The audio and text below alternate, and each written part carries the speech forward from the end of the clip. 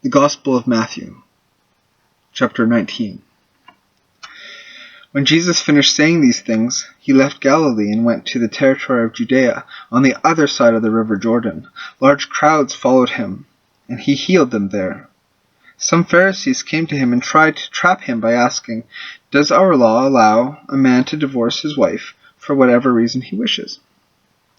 Jesus answered, "Haven't you read the scriptures that says that in the beginning, Creator made people male and female? And God said, for this reason, a man will leave his father and mother and unite with his wife, and the two will become one. So they are no longer two, but one. Man must not separate what God has joined together." The Pharisees asked him, "Why then did Moses give the law for a man to hand his wife divorce notice and send her away?" Jesus answered, "Moses gave you permission to divorce your wives because you are so hard to teach. But it was not like that at the time of creation. I tell you, then, that any man who divorces his wife for any cause other than her unfaithfulness commits adultery if he marries some other woman." His disciples said to him, "If this is how it is between a man and his wife, it is better not to marry." Jesus answered, "This teaching does not apply to everyone, but only to those whom God has given it. For there are different reasons why men cannot marry. Some because they were born that way, others because men made them that way, and others do not marry for the sake of the kingdom of heaven. Let him who can accept this teaching do so." Some people brought children to Jesus for him to place his hands on them and to pray for them. But the disciples scolded the people.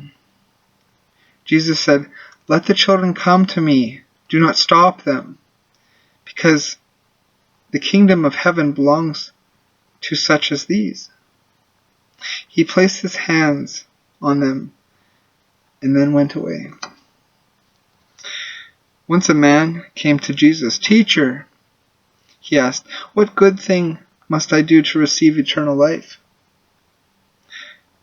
"Why do you ask me concerning what is good?"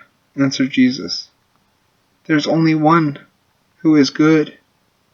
Keep the commandments if you want to enter life."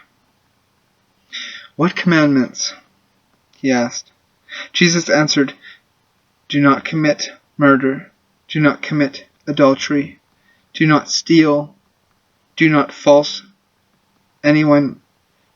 accuse anyone falsely. Respect your father and your mother, and love your neighbor as you love yourself." "I have obeyed all these commandments," the young man replied. "What else do I need to do?" Jesus said to him, "If you want to be perfect, go, sell all you have and give the money to the poor, and then you will have riches in heaven. Then come and follow me." When the young man heard this, he went away sad, because he was very rich.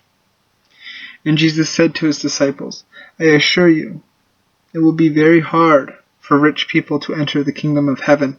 I repeat it, it is much harder for a rich person to enter the kingdom of heaven than for a camel to go through the eye of a needle." When the disciples heard this, they were completely amazed. "Who then can be saved?" they asked. And Jesus looked straight at them and answered, "This is impossible for man, but for God, everything is possible."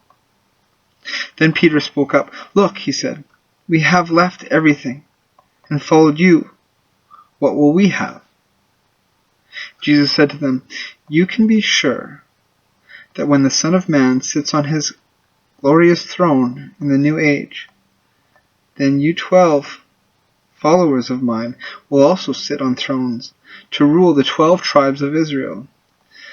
And everyone who has left houses, or brothers, or sisters, or fathers, or mothers, or children, or fields, for my sake, will receive 100 times more, and will be given eternal life.